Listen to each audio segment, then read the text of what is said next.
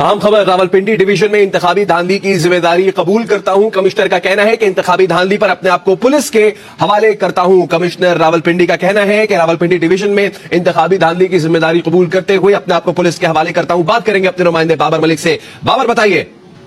आगे ये पहला बहुत बड़ा एतराफ सामने आया है पंजाब में ब्यूरोक्रेसी की जानिब से, और कमिश्नर रावलपिंडी लियाकत अली चड्ढा ने एक न्यूज कॉन्फ्रेंस यहाँ पे मुनक्किद की थी CSL की तैयारियों के हवाले से। लेकिन इस प्रेस कॉन्फ्रेंस में आते साथ ही कमिश्नर रावलपिंडी लियाकत अली चड्ढा ने जो अपने पिंडी के मेगा प्रोजेक्ट थे उनके हवाले से भी बताया, और ये भी बताया कि मेरा जमीर मलामत कर रहा है, मुझे नींद नहीं आ रही। मैंने 70 हजार की लीड से जीते हुए अफराद को खुद ठप्पे लगवा के हरवाया, और 7 कौमी असेंबली और बाकी सूबाई असेंबली की जो नशिस्तें थी और वो जीते हुए को हरा दिया। और उनको हराने के बाद अब मेरा जमीर जो है मलामत कर रहे हैं। मैंने अपने रिटर्निंग ऑफिसर पे दबाव डाला, और ये सब चीफ इलेक्शन कमीशन पाकिस्तान और चीफ जस्टिस जिम्मेदार है मेरे साथ। मुझे जो है जिला कचहरी चौक में सजाए मौत दी जाए, क्योंकि मैंने बहुत बुरा काम किया है जिसकी मुझे सजा मिलनी चाहिए। यूं उन्होंने इस ऐलान के साथ ही अपने आप को पुलिस के हवाले करने के साथ मुस्तफी होने का भी ऐलान कर दिया, और उनका कहना है कि 71 के जो हालात हैं वो मैं नहीं देखना चाहता, इसलिए मेरे बाप दादा ने पाकिस्तान जो और चीज है वो सामने नहीं आ सकी ना।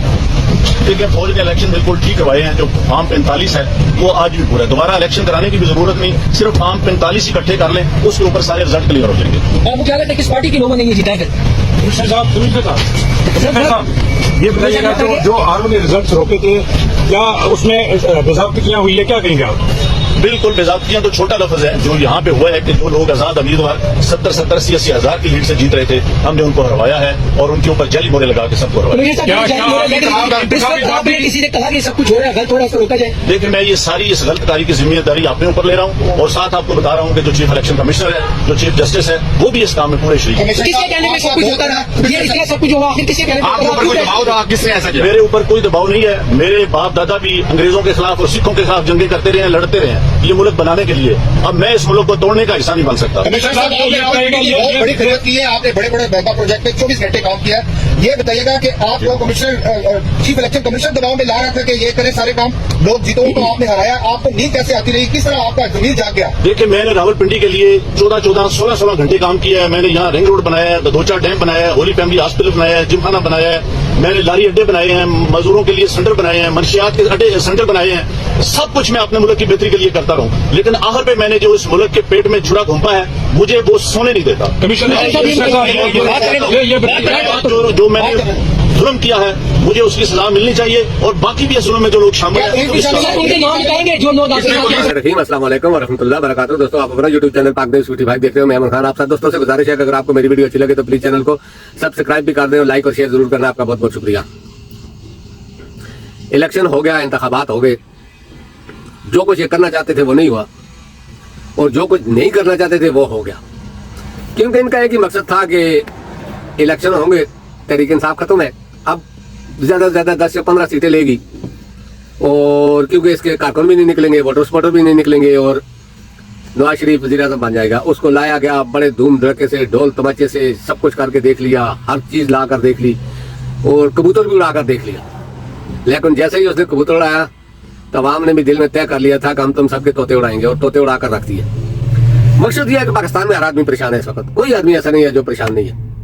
चीफ ऑफ आर्मी स्टाफ परेशान, कर्नल जनरल परेशान, ब्रिगेडियर मेजर परेशान, लेफ्टिनेंट परेशान, कप्तान परेशान, सूबेदार परेशान, रंगरूट परेशान, पुलिस वाले परेशान, SHO, DSP, SP यानी कि अदालतों के जज परेशान, वकील परेशान, मुंशी परेशान, हर आदमी परेशान, सियासतदान परेशान, अवाम परेशान, रेडीबान परेशान, दुकानदार परेशान, हर आदमी परेशान।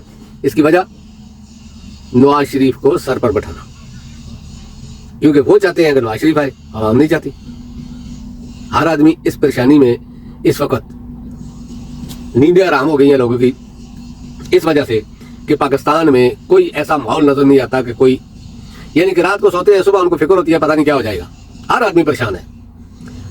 एस्टेब्लिशमेंट तो अपनी गलतियों की वजह से परेशान है, और खास करके मिलिट्री एस्टेब्लिशमेंट अपनी गलतियों की वजह से परेशान है, लेकिन सियासतदान भी अपनी गलतियों की वजह से परेशान है। लेकिन अवाम का तो कोई कसूर नहीं, अवाम ने तो कोई गलती नहीं की। अवाम को क्यों परेशान कर रहे हैं आप लोग? देखिए, इलेक्शन हो गया है, जिस तरीके से इलेक्शन हुआ, इन्होंने जो सोचा था वो नहीं हुआ, यानी कि जो कुछ ये करना चाहते थे वो नहीं हुए। अवाम ने अपना बदला लिया, और ऐसे लिया बदला कि ये देखते रह गए, और अवाम ने इनकी आंखें खोल कर रख दी।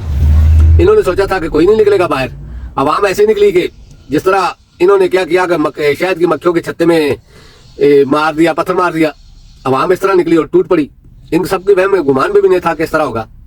عوام نے, خان نے عوام کے ساتھ وعدہ پورا کیا, وہ کھڑا رہا, وہ جھکا نہیں. تو عوام نے بھی کہا خان صاحب ہم بھی آپ کے ساتھ کھڑے ہیں, اگر آپ نہیں جھکے تو ہم کیوں پیچھے ہٹیں گے, ہم بھی آپ کے ساتھ ہیں. اور انہوں نے خاموشی سے ایسا وار کیا کہ سب کی چیخیں نکل رہی ہیں, اور یہ چیخیں آپ کو سنائی دے رہی ہیں. یہ میں نہیں کہہ رہا, آپ دیکھ لو, یہ چیخیں آپ کو سنائی دے رہی ہیں. لیکن اسٹیبلشمنٹ کی بیوقوفی اور جاہلانہ طرز دیکھو کہ اگر جتوانا ہی تھا تو دوسروں کو بھی تھوڑا تھوڑا کچھ دے دیتے نا.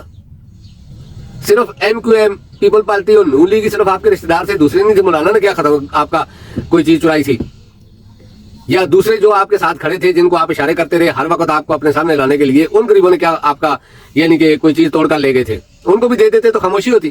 اب پورا پاکستان روڈوں پر ہے, ہر آدمی اپنے اپنے احتجاج کر رہا ہے. یعنی کہ سندھ میں دیکھیں ایم کیو ایم جس کی ایک سیٹ بھی پونی سیٹ بنتی ہے اس کو 17-18 سیٹیں دلوا دی گئی. اور کیا ان کے باپ کا ملک ہے کہ یہ اپنی مرضی سے سب کو سیٹیں دیں گے؟ فیصلہ عوام نے, ووٹ عوام نے دیا, یا تو پھر الیکشن کرواتے کہ وہ 60 ارب سے اوپر پیسہ لگ گیا ہے اس الیکشن پر, 60 ارب سے اوپر. کیا یہ کسی جرنیل یا جج کے باپ کا پیسہ تھا یا کسی اور سیاستدان کے باپ کا پیسہ تھا؟ پیسہ ہم غریب لوگوں کا تھا, عوام کا پیسہ تھا. وہ آپ نے ایک بٹی میں جھونک کر اپنی مرضی کے آدمی اگر لگانے تھے تو پھر اتنا پیسہ عوام کا خرچ کرنے کی کیا ضرورت تھی؟ نواز شریف کو انگلی پر بٹھا کر کھڑا کر دیتے, دوسرا جو اپنی مرضی آتی ہے اس کو کھڑا کر دیتے. تو عوام کی جسم سے چمڑی کیوں اتار رہے ہو جب آپ کو پتا ہے کہ عوام ان کے خلاف ہے, ان سے نفرت کرتی ہے عوام؟